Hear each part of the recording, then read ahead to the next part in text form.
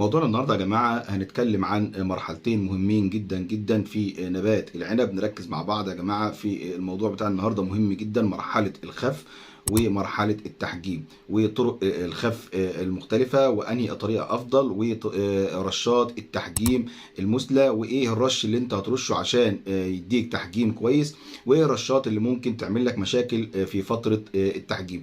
نركز يا جماعة مع بعض في الفيديو بتاع النهاردة عشان فيه معلومات مهمة جدا جدا، يمكن لأول مرة هتسمعها معانا النهاردة. في البداية كده يا جماعة خلينا نكون متفقين على عدة عوامل هم أساس نجاح أي محصول في الدنيا. رقم واحد، وأنا بعتبرها الأساس ورقم واحد والأولى، اللي هي التربة. التربة يا جماعة من أهم العوامل لنجاح أي محصول. يعني أنت مش هينفع تجيب نبات وتحطه في تربة غير جيدة وتقول لي أنا النبات مش كويس معايا. فأنا أهم حاجة عندي رقم واحد والأساس هي التربة الجيدة ومدى تيسير العناصر في هذه التربة لامتصاص النبات. رقم اتنين يا جماعة النبات نفسه بقى، يبقى أول حاجة هشتغل عليها المجموع الخضري. المجموع الخضري، وأنا بركز أوي يا جماعة على النقطة دي في المرحلة الأولى من النبات. المجموع الخضري، لازم عندك مجموع خضري كويس، هيبقى عندك مجموع زهري كويس، هيبقى عندك مجموع ثمري كويس. يبقى أول حاجة قلنا التربة، تاني حاجة ومهمة جدا جدا يا جماعة اللي هو النبات نفسه، اللي هو أول حاجة تشتغل عليها إنك تعمل مجموع خضري كويس. يبقى في الفترة الأولى احاول بقدر الامكان اعمل مجموع خضري كويس، يعني بنيت الهيكل بتاع النبات بشكل كويس. عندي نبات قوي، مجموع خضري قوي، هيبقى عندي تزهير كويس، هيبقى عندي عقد كويس. يبقى المجموع الخضري يا جماعة أهم شيء في المرحلة الأولى، وبعد كده تبدأ تدور أنا عندي تزهير قد إيه أو أنا عندي عقد قد إيه. عندك مجموع خضري كويس، لأن إحنا طبعا عارفين إن الورق هو مصنع الغذاء بتاع النبات. فلو أنا ما عنديش مجموع خضري كويس، بالتالي هيبقى عندي مشاكل في المجموع الزهري، وبالتالي يبقى ما عنديش محصول أو إنتاج كويس. يبقى نركز قوي يا جماعة في المجموع الخضري، لازم يكون عندك مجموع خضري كويس.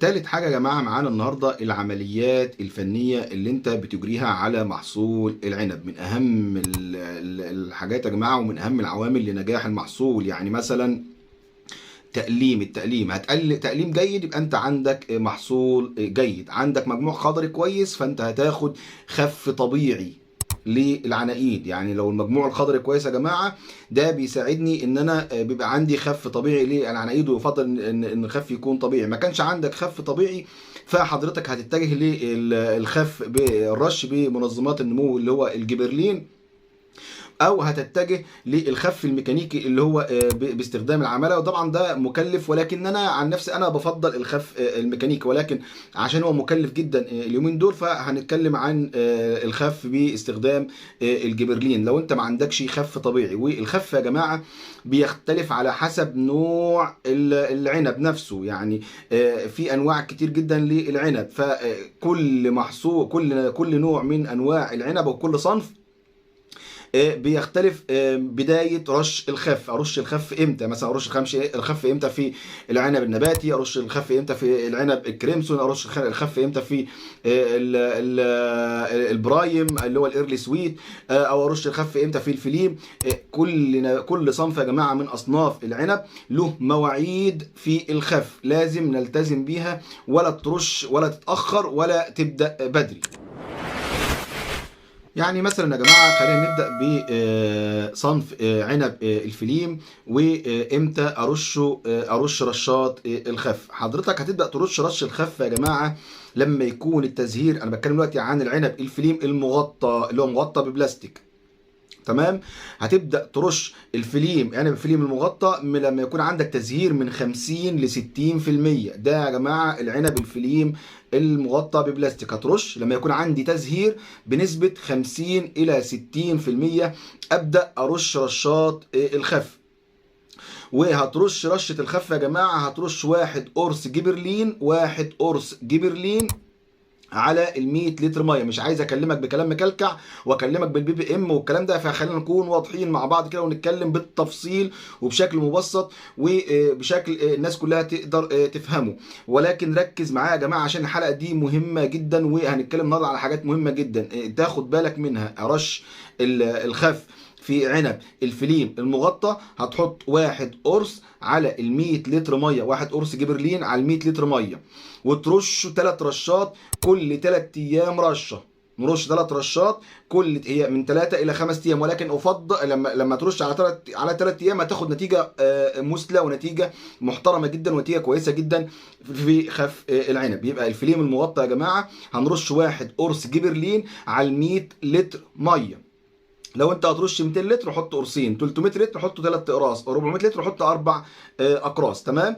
ده بالنسبه للفليم المغطى. طيب الفليم المكشوف، عنب الفليم المكشوف المغطى ارش امتى؟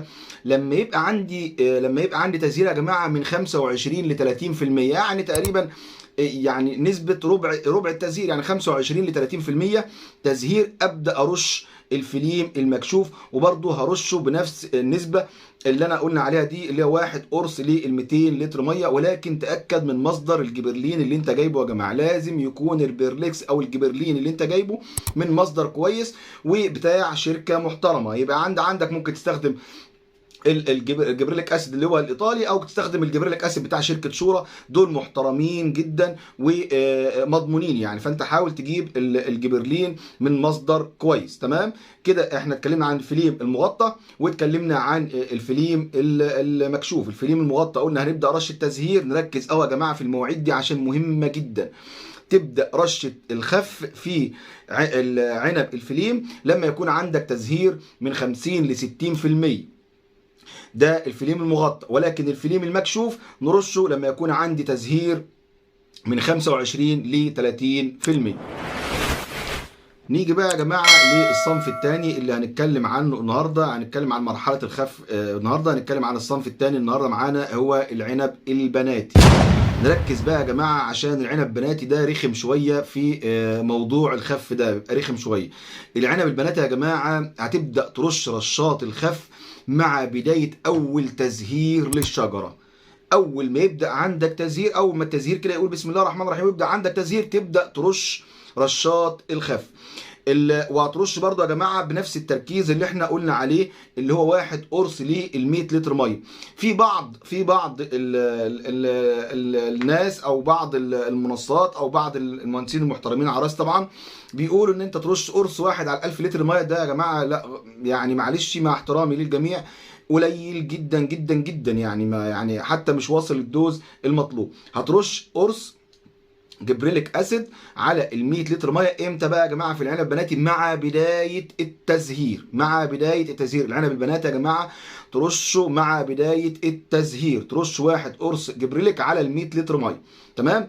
وكمان يا جماعه نركز على شويه حاجات كده يا جماعه. لو انت عندك اي طراحات او تعمل تهويه للنبات، لو انت عندك طراحات في المنطقه بتاعت قلب الشجره تبدا تشيلها، اللي هي المنطقه بتاعت السبعه. المنطقه بتاعت السبعه يا جماعه تبدا تشيل اي طراحات فوق وتوصل للنبات عشان توصل للنبات اضاءه ويبقى في عندك تهويه كويسه. العمليه دي يا جماعه كمان هتساعد النبات ان هو يقاوم بعض الامراض الفطريه اللي بتصيب النباتات. فانت مهم قوي يا جماعه اي طراحات في منطقه السبعه قافله كده من فوق ومضلمه على النبات، ابدا انت شيلها المنطقه دي. تمام كده يا جماعه؟ اتكلمنا عن العنب الفليم واتكلمنا عن الخف في العنب البناتي. ركز قوي يا جماعه في العنب البناتي ده عشان موضوع الخف بيبقى رخم شويه في العنب البناتي.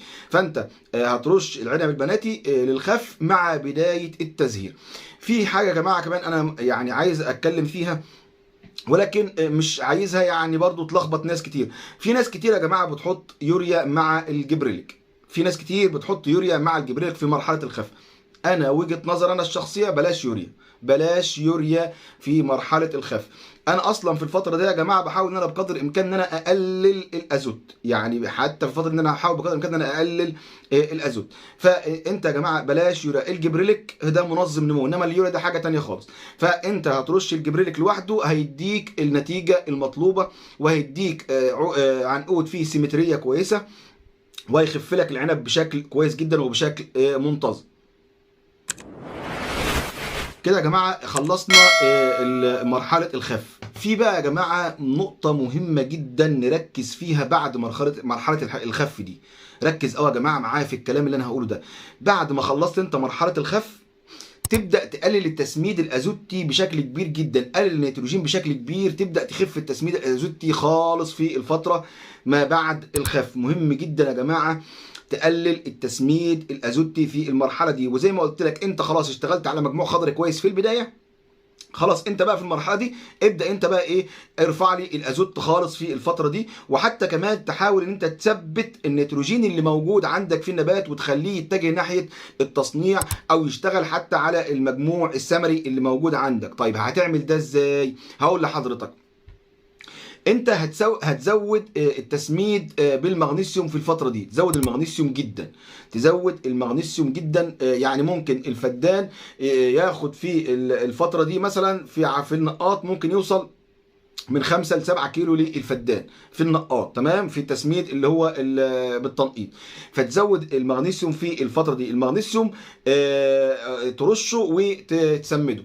كمان يا جماعه اللي هيثبت لك النيتروجين ويوجهه ناحيه التصنيع او ان هو يشتغل على المجموع الخضري ويشتغل على الانزيمات والبروتينات ويبدا يشتغل على العنقود بتاعنا، اللي هو كمان ترش البورون والموليبدينم. مهمين جدا يا جماعه. وزي ما اتكلمنا قبل كده عن عنصر البورون واهميته للعنب وبالذات لعنقود العنب عشان يعمل لك تجانس في عنقود العنب، ما تلاقيش عندك حبايه صغيره وحبايه كبيره والكلام ده، تمام. يبقى ان انا في الفتره دي فتره ما بعد الخف دي هتقلل الازوت بشكل كبير، تقلله جدا يا جماعه، ترفع الازوت خالص وتبدا تشتغل على المغنيسيوم، تزود المغنيسيوم في التسميد وترش رشات المغنيسيوم من العناصر المهمه جدا يا جماعه في فتره ما بعد الخف.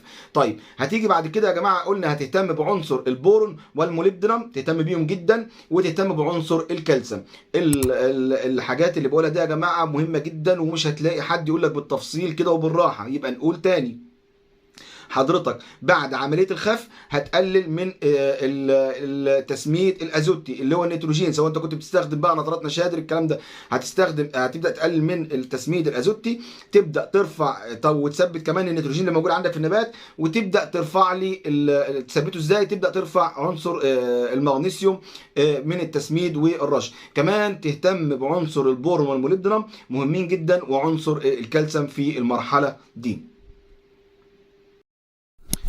كده يا جماعه خلصنا مرحله الخف في العنب. ركز قوي يا جماعه في الكلام اللي احنا قلناه. انت هترش رشات الخف دي من 3 ل 4 مرات، من 3 الى 4 مرات، بين كل مره والثانيه 3 ايام، بين كل مره والثانيه يا جماعه 3 ايام. ركز قوي يا جماعه في المواعيد اللي بقول لحضرتك عليها دي. وزي ما قلنا الرش فيه بيختلف على حسب الصنف، مواعيد الرش بتختلف على حسب الصنف. احنا النهارده شرحنا العنب الفليم واتكلمنا عن العنب الفليم واتكلمنا عن العنب البناتي. تركز قوي يا جماعه في موضوع الرش الجبرلين. محدش يرش الجبرلين يا جماعه بتركيزات عاليه عشان هيعمل لك مشاكل. محدش يرش الجبرلين بتركيزات عاليه عشان هيعمل لك مشاكل. ما تفرحش انك تحط تركيز عالي، هتيجي تبص تلاقي عندك مشاكل في العناقيد. فانت يا جماعه رش الجبرلين بالكميات اللي احنا قلنا عليها دي، وان شاء الله هتلاقي نتيجه كويسه وهتلاقي نتيجه محترمه. ده الكلام ده لو انت ما كانش عندك رش خف طبيعي، تمام.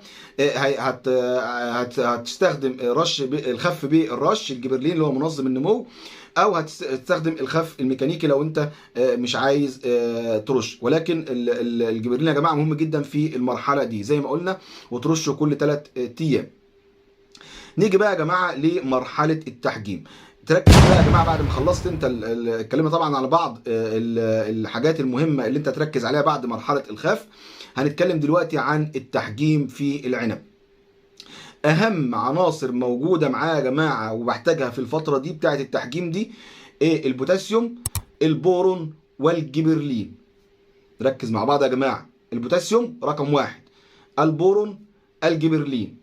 العناصر دي يا جماعه مهمه جدا، دي يعتبر اهم العناصر في مرحله التحجيم. انت في المرحله برضو بتاع التحجيم دي ما تهملش العناصر الصغرى، لازم تاخد لك رشه عناصر صغرى في المرحله دي، لازم تاخد لك رشه عناصر صغرى في المرحله دي. ما تركزش على العناصر اللي هم الثلاثه دول بس، تاخد رشه عناصر صغرى. كمان يا جماعه حاجه مهمه قوي ركز مع بعض فيها، عنصر الفوسفور ما ينفعش ان انا امنعه خالص، ما ينفعش ان انا امنعه خالص. هرشه في الفتره دي برضو ولكن بكميات قليله. عنصر الفوسفور يا جماعه هو عنصر الطاقه في النبات. عنصر الفوسفور هو عنصر الطاقة في النبات. النبات بيحتاجه في جميع المراحل اللي موجودة. اي نعم انا بزوده في فترة معينة عشان ادفع النبات للتزهير، ولكن انا ما ينفعش ان انا امنعه في مرحلة التحجيم، لانه برضه هيساعد لي في التحجيم. محدش هيقول لك الكلام ده يا جماعة، وركز معايا. عنصر الفوسفور برضه هتحتاجه معانا، ولكن بكميات قليلة، لان ده عنصر الطاقة في النبات. طيب ترش ايه بقى يا جماعه؟ اول رشه هترشها للتحجيم يا جماعه، ركز معايا في الموضوع ده كويس جدا. اول حاجه هترشها للتحجيم جبرلين سيتوكينين بوتاسيوم. جبرلين سيتوكينين بوتاسيوم. بوتاسيوم ايه المصدر بتاع البوتاسيوم؟ ترش سطرات بوتاسيوم. ركز يا جماعه في الكلام اللي انا بقوله ده، هيفرق معاك قوي وهيديك محصول محترم ومحصول ذات جوده عاليه. اول رشه هترشها في فتره لتحجيم ثمار العنب الجبرلين زائد سيتوكينين زائد نترات بوتاسيوم. ونركز عشان السيتوكينين ده يا جماعه هرشه في الرشه الاولى بس، مش هكرره تاني في بدايه مرحله التحجيم. لما اجي بعد خلاص انا مرحله الخف والعقد عندي كويس، ابدا ارش انا بقى ايه، احجم اشتغل على تحجيم الثمار اللي موجوده عندي. هرش جبرلين زائد سيتوكينين زائد بوتاسيوم، دي الرشه الاولى. طيب ونعدي 3 أو 4 ايام وارش رشه بورون. واتكلمنا قبل كده يا جماعه عن اهميه عنصر البورون خصوصا لعنقود العنب. احنا طبعا عارفين اهميه البورون في حيويه حبوب اللقاح، وفي الفتره بتاعت العادة دي البورون ده يا جماعه هيظبط لك الدنيا، هيعمل لك سيمتريه في حبات العنب اللي موجوده على العنقود. مش هتلاقي عندك عنبه صغيره وعنبه كبيره والكلام ده. عنصر البورون هترش البورون، تمام. وما ترفعش التركيز بتاع البورون يا جماعه، عشان البورون يعتبر من العناصر السامه، لو زودت التركيز بتاعه هيعمل لك برده مشاكل. فانت تتاكد من المصدر اللي انت جايب منه البورون وترشه بالمعدلات الموصى بها. يبقى اول رشه قلنا جبرلين سيتوكينين سطرات بوتاسيوم، وتعدي 3 ايام وترش رشه البورون. طيب الجبرلين قد ايه يا جماعه؟ هتحط 1 قرص لل 200 لتر ميه في اول رشه. 1 قرص لل 100 لتر ميه، سوري، 1 قرص لل 100 لتر ميه في الرشه الاولى. وتحط سطرات البوتاسيوم على حسب السطرات اللي انت جايبها، لو كانت سايله او اذا كانت بودر مفيش اي مشكله، الاثنين كويسين. هتحط لو هي سايله هتحط نص لتر على ال 200 لتر ميه، ولو هي كانت بودر هتحط نص كيلو على ال 200 لتر ميه. دي سطرات البوتاسيوم. طيب السيتوكينين يا جماعه على حسب التركيز اللي انت جايبه، يعني انت جايب سيتوكينين 4% 10%، على حسب السيتوكينين اللي انت جايبه هتبدا تحطه تستخدمه، وغالبا ما هيبقى نص سنتي على اللتر ميه، نص سنتي على اللتر ميه من السيتوكينين. تمام كده يا جماعه؟ يبقى الرشه الاولى جبرلين سيتوكينين بوتاسيوم. الرشه الثانيه هتعدي 3 ايام وترش البورون. تمام.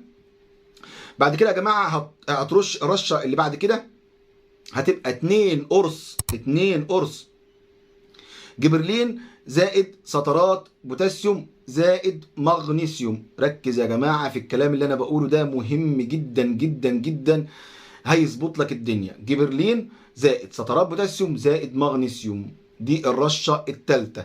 برضو هتسيب 3 ايام او 4 ايام بعد رشه البورون وتبدا ترش الرشه دي. تحط قد ايه جبرلين بقى في الرشه الثالثه دي؟ 2 قرص على ال 100 لتر ميه. قرصين على ال 100 لتر ميه. اول مره استخدمنا قرص على 100 لتر. تاني في الرشه الثالثه هتستخدم 2 قرص جبريليك اسيد على ال 100 لتر ميه زائد سطرات البوتاسيوم. برضه هترفع نسبه سطرات البوتاسيوم، هتخليه كيلو على ال 200 لتر ميه، 1 كيلو على ال 200 لتر ميه، او 1 لتر على ال 200 لتر ميه. كده يا جماعه احنا اتكلمنا عن الرشه الاولى والثانيه والثالثه. تركز يا جماعه في الكلام اللي انا بقوله ده. الجبرلين هتستخدمه في اول مره 1 قرص على 100 لتر ميه، وفي المره الرشه اللي هي الثالثه بعد البورون هتستخدمه بنسبه 2 قرص على ال 100 لتر ميه زائد سطرات البوتاسيوم. كده يا جماعه خلصنا الرشات بتاع التحجيم. اتكلمنا على 3 رشات مهمين، الرشه الاولى والثانيه والثالثه. وقلت كمان يا جماعه انك انت لازم تهتم بالعناصر الصغرى. مهم جدا يا جماعه ان انت ترش رشه عناصر صغرى برضو في الفتره دي. كمان يا جماعه الكالسيوم تهتم برضو برش الكالسيوم في الفتره دي. يبقى انت معاك النهارده العناصر المهمه اللي انت هتستخدمها في الفتره دي.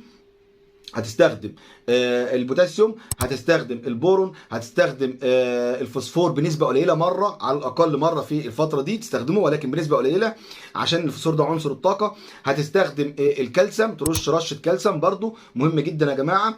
كمان يا جماعه هتستخدم الجبرلين اللي هو اساسي معانا في المرحله دي. طيب في نقطه مهمه قوي يا جماعه عايز اكلمكم فيها في الفتره دي. خف العناقيد يا جماعه، خف العناقيد. ما تفرحش انك انت عندك عناقيد كتير على الشجره، هيعمل لك مشاكل كتير. ما تفرحش انك انت عندك عناقيد كتير على الشجره. عشان تاخد تحجيم كويس لازم تخف العناقيد بشكل كويس. الشجره على اقصى تقدير تاخد من 25 ل 30 عنقود على اقصى تقدير، يعني 15 من الناحيه دي مثلا و15 من الناحيه دي على اقصى تقدير يا جماعه. ما تزودش، ما تفرحش بعدد العناقيد اللي عندك. كمان يا جماعه لو في طراحات عندك فيها مجاوز، لو في عندك طراحات فيها مجاوز شيل واحد، ما تخليش مجاوز على الطراح الواحد، ما تخليش مجاوز. تبدا تشيل التاني ده وشي. وانت طبعا يعني عارف يعني ازاي تختار العنقود الكويس. طيب كمان يا جماعه نقطه مهمه جدا اللي هو الخصي. بعد انت شغال بتخفف العناقيد، قلنا هتسيب من 25 ل 30 عنقود على الشجره. وانت بتخف يا جماعه العنقود يبقى من 100 ل 120 حبايه تقريبا، يعني تقريبا انت بتسيب في العنقود من 100 ل 120 حبايه. بتمسك العنقود كده تقريبا يعني في حدود مثلا 10 ل 15 سم، وتبدا تقص العنقود، تغسل العنقود من تحت. بيبقى العنقود بيبقى فيه من حوالي، تسيب فيه من حوالي من 10 الى من 100 الى 120 حبايه. مهم قوي يا جماعه مرحله خف العناقيد دي. ما تفرحش بكتر العناقيد اللي موجوده عندك يا جماعه في الشجره. زي ما قلنا اقصى تقدير 30 عنقود، اقصى حاجه، اقصى حاجه. طبعا احنا طبعا كل ده على حسب، وكل شجره يا جماعه تعاملها كشجره مستقله. لو انت في شجره عندك الطرح فيها قليل وعدد العناقيد قليل، وفي يعني عندك مجاوز، بعض المجاوز على الطراحات ممكن تسيبها، ولكن انا ما بحبش كده. يعني هو دايما لو الطراح فيه مجاوز انت شيل واحد من البتاع، سيب عنقود واحد بس وابدا شيل الثاني. كمان يا جماعه تركز زي ما قلنا على منطقه القلب او منطقه السبعه، التهويه الجيده، الاضاءه الجيده للنبات. نركز يا جماعه في الكلام اللي احنا قلناه النهارده ده. موضوع مهم جدا. لو اتمنى ان انا اكون قدرت اوصل لكم النهارده معلومه مفيده وتكونوا استفدتم منها. تركز يا جماعه في الكلام اللي احنا قلناه ده. لو في عندك اي سؤال يا جماعه انا تحت امركم في اي وقت، سيب لي في التعليقات وانا اجاوب حضرتك عليه. شكرا لحضراتكم، تحياتي.